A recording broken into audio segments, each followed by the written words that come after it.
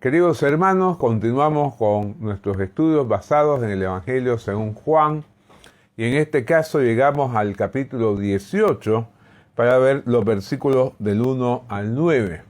Después de 5 encuentros que tuvimos en relación con el capítulo 17, tan abundante en enseñanza, ahora iniciamos ya la parte final del Evangelio según Juan.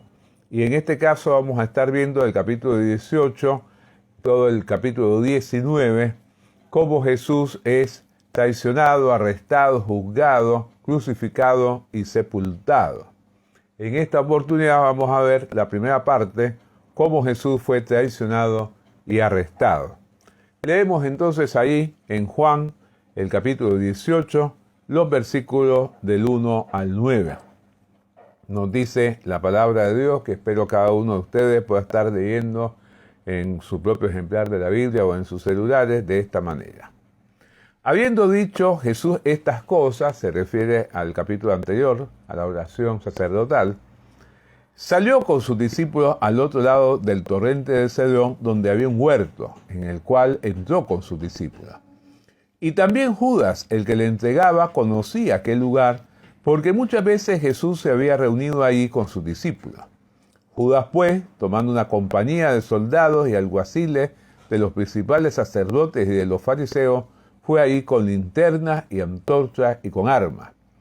Pero Jesús, sabiendo todas las cosas que le habían de sobrevenir, se adelantó y les dijo: ¿A quién buscáis? Le respondieron: a Jesús Nazareno. Jesús les dijo: yo soy. Y estaba también con ellos Judas, el que le entregaba. Cuando le dijo: yo soy, retrocedieron y cayeron a tierra. Volvió pues a preguntarle: ¿a quién buscáis? Y ellos dijeron: a Jesús Nazareno.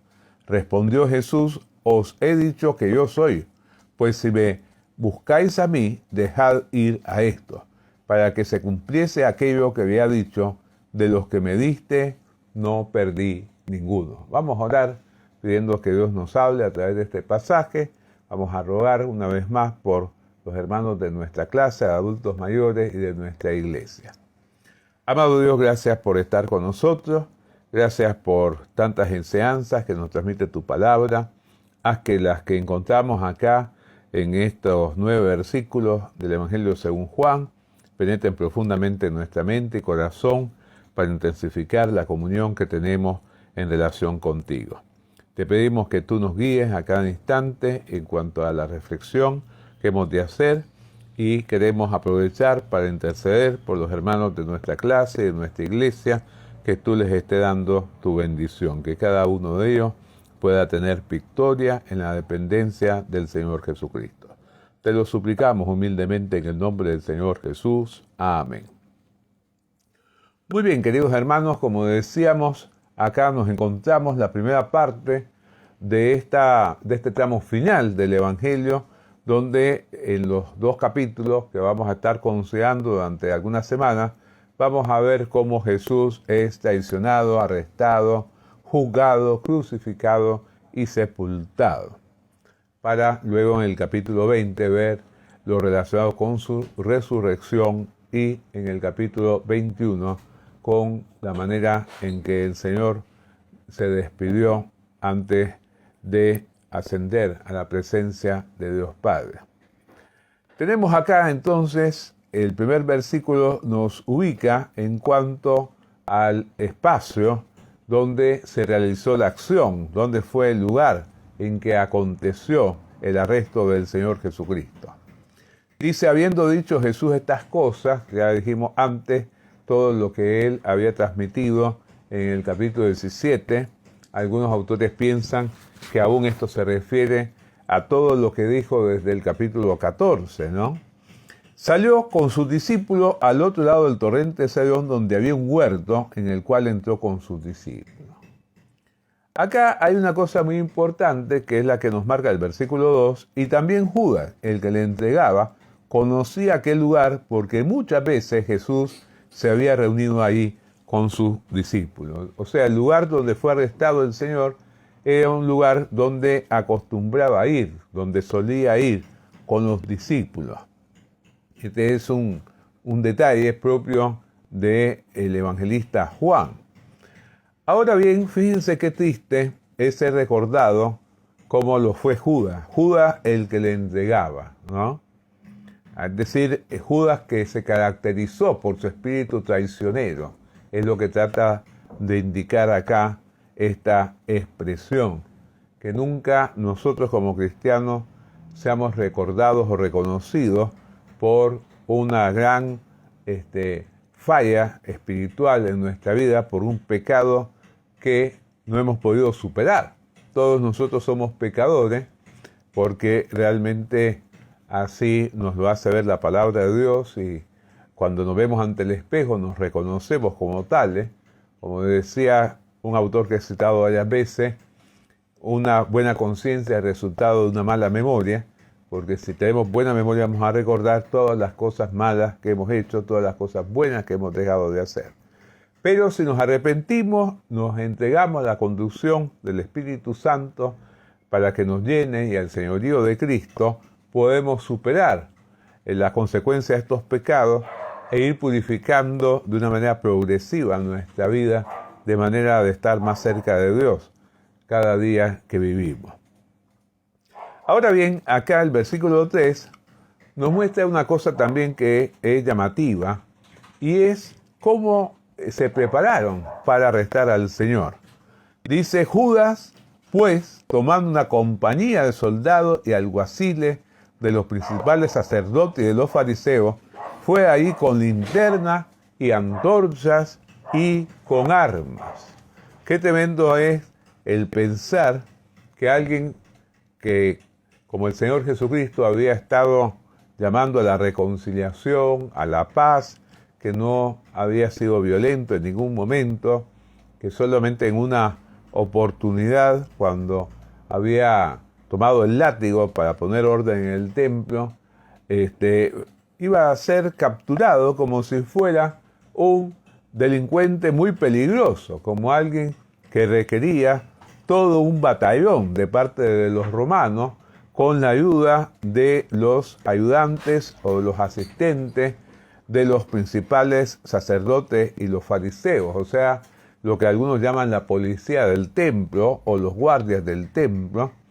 Y acá es interesante cómo Juan señala la manera en que se unieron romanos y judíos en contra del Señor Jesucristo.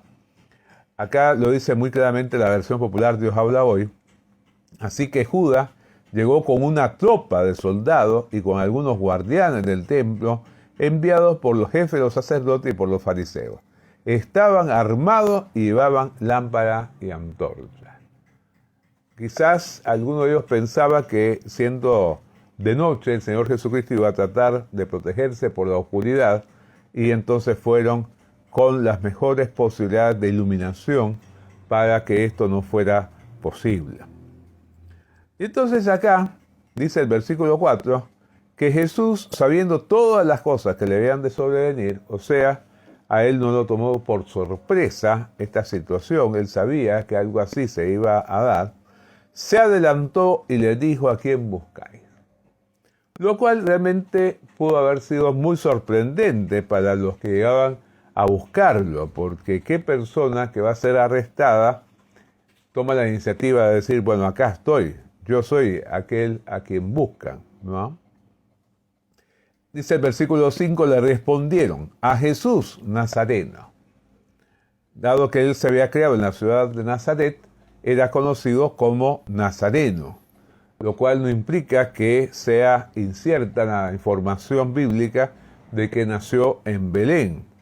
Como yo les comentaba a mis alumnos de Nuevo Testamento en el Seminario Internacional Teológico Bautista, nosotros encontramos en el caso de Doreen un claro ejemplo. Ella siempre ha sido, efectivamente, como les estaba diciendo, mi esposa nació en Tacna, Perú, pero muy pequeña ya vino a Rosario, se crió en Rosario, siempre fue identificada como Rosalina. Prácticamente esto es lo que yo les decía a mis alumnos habrá pasado con el Señor Jesucristo. Aunque haya nacido en Belén, a temprana edad llegó a Nazaret, ahí se crió y entonces fue reconocido siempre como nazareno. Y acá entonces después de que ellos le dicen de esta manera, Jesús les contesta, yo soy, ¿no? Y marca acá el evangelista, y estaba también con ellos Judas, el que le entregaba. Cuando les dijo, yo soy, retrocedieron y cayeron a tierra. Este es un detalle que solamente encontramos en el cuarto del evangelio, que solamente registra el apóstol Juan. Posiblemente al poder profundizar él un poco más, se dio cuenta que era importante el hacer mención de este suceso que nos muestra la autoridad espiritual con que actuaba el Señor Jesucristo. Muchos comentaristas piensan que cuando Jesús dijo yo soy, lo dijo con tanta nobleza, con tanta dignidad, con tanta autoridad espiritual, que realmente era como el identificarse con Dios el Padre cuando le dijo yo soy, es mi nombre, cuando Moisés le solicitó cómo explicar quién lo había llamado y quién lo había enviado para que sirviera como libertador de Israel. Ustedes saben que yo soy, realmente a partir de ese momento es la mejor manera de sintetizar lo que es la naturaleza divina, es decir, de aquel que existe por sí mismo, sin ningún tipo de dependencia en relación con cualquier otro ser. Y entonces hubo un impacto tan grande que retrocedieron y cayeron a tierra aquellos que habían venido a arrestarlo. En la versión popular lo dice de esta manera, cuando Jesús les dijo, yo soy, se echaron hacia atrás y cayeron al suelo. En el caso de la Nueva Versión Internacional lo dice de esta forma, cuando Jesús les dijo, yo soy, dieron un paso atrás y se desplomaron. Bien, y entonces, ¿qué sigue? Volvió, dice el versículo 7, pues a preguntarle, ¿a quién buscáis? Y ellos dijeron, a Jesús, Nazareno. El Señor Jesucristo vuelve a tomar la iniciativa y reformula la pregunta, reitera la pregunta, ¿a quién buscáis? Y ellos contestan exactamente lo mismo, a Jesús Nazareno. Entonces, el Señor Jesucristo va a hacer algo que realmente nos muestra hasta qué punto cuidó de los discípulos. Respondió Jesús, os he dicho que yo soy, pues si me buscáis a mí, dejad ir a estos. Es decir, el Señor Jesucristo era consciente de que este era un momento en el cual era mejor que los discípulos fueran liberados, que no lo acompañaran en su encarcelamiento, porque no estaban todavía preparados para enfrentar una prueba de tal magnitud. Y esto me hace pensar en la manera en que el Señor actúa en nosotros aquí y ahora también. Él siempre sabe lo que necesitamos. Él siempre sabe hasta qué punto demandar de nosotros algo para lo cual estamos o no preparados. De manera que, como dice bien el apóstol Pablo, nunca nos sobreviene una tentación, una prueba que no podamos soportar. Porque Dios sabe para qué estamos preparados. Muchas veces somos probados, algunos cristianos, en cosas que otros no. ¿Por qué? Porque ya hemos caminado con el Señor lo suficiente como para enfrentar esa prueba.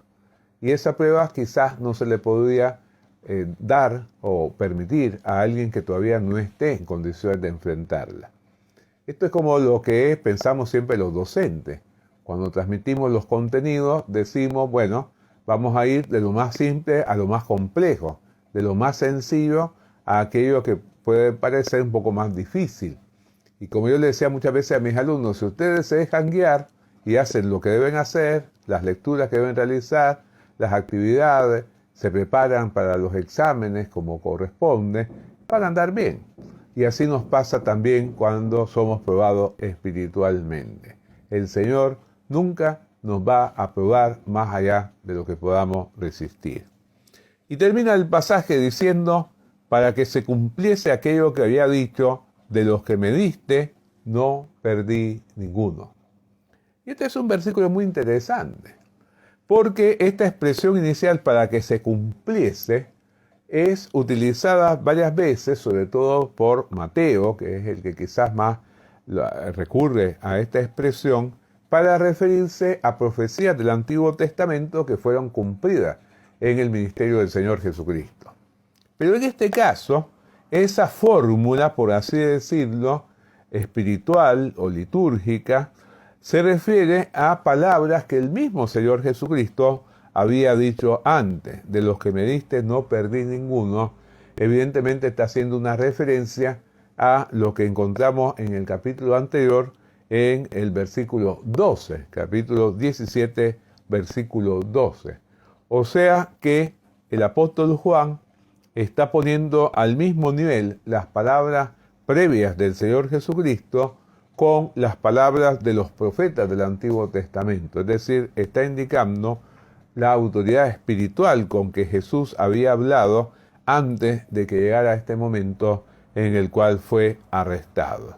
Qué importante es el que nosotros tengamos siempre presente la autoridad del Señor Jesucristo y podamos por ello, por considerarla, el dejarnos guiar por esa autoridad, podamos estar siempre sometidos a la voluntad de nuestro Señor, porque realmente Él va a hacer siempre lo mejor en cada una de nuestras vidas. Que Dios nos continúe bendiciendo, queridos hermanos. Vamos a orar pidiendo que las enseñanzas de hoy queden grabadas en nuestra mente y en nuestro corazón. Amado Dios, gracias por todo lo que aprendemos de este momento triste para el Señor Jesucristo, en que fue traicionado, entregado y arrestado. Queremos darte gracias porque Él, por amor a nosotros, dejó que todo esto sucediera, y eso nos anima a amar lo suficiente al Señor como para entregarle cada vez más el control de nuestra vida. Que así sea con cada uno de nosotros, bajo la guía del Espíritu Santo. Te lo rogamos justamente en el nombre de tu Hijo, el único intermediario válido entre tú, Padre, y nosotros. En el nombre del Señor Jesucristo oramos. Amén. Que el Señor los continúe bendiciendo, queridos hermanos.